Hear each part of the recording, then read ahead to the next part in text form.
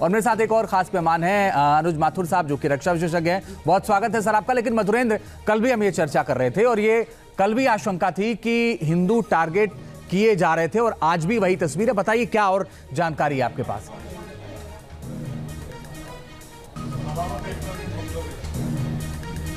देखिए, हिंसा और अराजकता की आग में इस वक्त पूरा बांग्लादेश झुलस रहा है। चटगांव से आई हुई तस्वीरें हों या ढाका की, इस बात की तस्दीक कर रही है कि किस तरह से अल्पसंख्यकों पर लगातार हमला हो रहा है, मंदिरों को तोड़ा जा रहा है, इस्कॉन पे हमला हुआ है, इंडिया का जो कल्चरल सेंटर है उस पर अटैक किया गया है। जहां जहां हिंदू अल्पसंख्यक हैं उन पर हमले किए जा रहे हैं, उनके घरों में घुसा जा रहा है, महिलाओं के साथ बलात्कार किया जा रहा है, उनके घरों को लूटा जा रहा है। और जो तस्वीरें हम दिखा रहे हैं ये तो चंद तस्वीरें हैं, ऐसी हजारों तस्वीरें हैं जो कि किसी कैमरे में कैद नहीं है। लेकिन वहां पर जख्मी जो लोग हैं, खासतौर पर जो अत्याचार और खासतौर पर इस तरह के हिंसा के शिकार लोग हैं, उनकी संख्या हजारों में बढ़ती जा रही है। और यही चिंता का सबसे बड़ा सबब है इस वक्त भारत सरकार के सामने भी। इसी कारण कल रात सीसीएस की बैठक में एक अहम मुद्दा था अल्पसंख्यकों को लेकर, और आज भी जो पार्लियामेंट में ऑल पार्टी मीटिंग हो रही है उसमें भी एक अहम मुद्दा है, जिस पर डॉक्टर जयशंकर विदेश मंत्री जो हैं वो तमाम दलों को आगाह कर रहे हैं कि बांग्लादेश की स्थिति किस तरह बद से बदतर हो चली है। ये सिर्फ शेख हसीना के वहां से लौटूंगी आपके पास एक बड़ी खबर इस वक्त अपने दर्शकों को बता दें। ये बड़ी खबर इस वक्त आ रही है, भारत में भी मीटिंगों का दौर चल रहा है।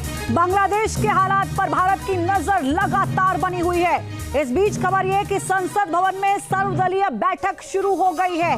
बांग्लादेश में जो हालात बने हुए हैं लगातार उनको देखते हुए विकास चंद्रा इस वक्त हमारे साथ जुड़े हुए हैं। विकास, देखिए कल शाम 6 बजे शेख हसीना इंडियन एयरवेज पहुंची, रात उनकी यहीं गुजरी है। आज वो कहां रवाना होंगी, कहां से उनको हरी झंडी मिलती है, देखना होगा। लेकिन इस बीच भारत की पहली प्राथमिकता क्या आपको नजर आती है?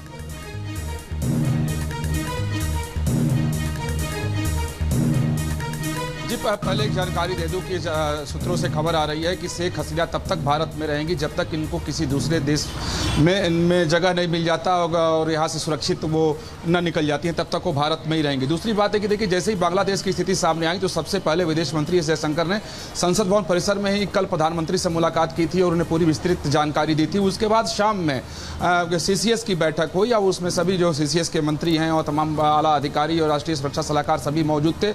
वो बैठक हुई बांग्लादेश के हालात पर, और अब सर्वदलीय बैठक संसद भवन परिसर में शुरू हो गई है। और इस बैठक को विदेश मंत्री इस बैठक में पूरी विस्तृत जानकारी सभी दलों के नेताओं के सामने रखेंगे कि बांग्लादेश के क्या हालात है, भारत की तरफ से क्या कदम उठाए जा रहे हैं, जाएंगे और जा रहे हैं, और किस तरीके से एहतियात भारत बरत रहा है। क्योंकि मामला विदेश का जब आता है तो बहुत फूंक फूंक कर कोई भी सरकार कदम उठाती है। तो यहाँ कल मांग हुई थी कांग्रेस की तरफ से कि सरकार ये जानकारी दे कि बांग्लादेश विकास बने, हम लौट रहे हैं आपके पास, लेकिन आप बड़ी जानकारी दे रहे हो। बड़ी और अहम जानकारी विकास चंद्र ने यह दी है कि जब तक किसी दूसरे देश से उनको हरी झंडी नहीं मिल जाती तब तक शेख हसीना भारत में सुरक्षित तौर पर रहेंगी। सूत्रों के हवाले से विकास चंद्र बता रहे हैं। अनुज माथुर साहब, इस पर क्या आपका रिएक्शन है? क्योंकि अभी ये साफ हो गया है, सूत्रों से ही है लेकिन साफ हो गया है, और क्या रणनीति होनी चाहिए फिलहाल अभी जो स्थिति अभी बनी हुई है बांग्लादेश में? देखिए, जो बांग्लादेश की परिस्थिति अभी उभर करके सामने आ रही है, देखिए हिंदुओं पे अत्याचार होना, हिंदुओं के मंदिरों को जलाया जाना, ये कोई नई बात नहीं है। पिछले पहले भी काफी बार ऐसा हो चुका है। लेकिन इस बार जो रेडिकल इस्लामिस्ट हैं उन्होंने एक स्ट्रेटेजी, एक बहुत बड़ी मुहिम के तौर पे सारे हिंदुओं को एलिमिनेट करना शुरू कर दिया है। आप देखेंगे कि मेरा ये मानना है कि वहां पर पूरा प्रयास वो लोग कर रहे हैं और करते रहेंगे कि बांग्लादेश को एक पूरी तरह इस्लामिस्ट कंट्री बना दिया जाए।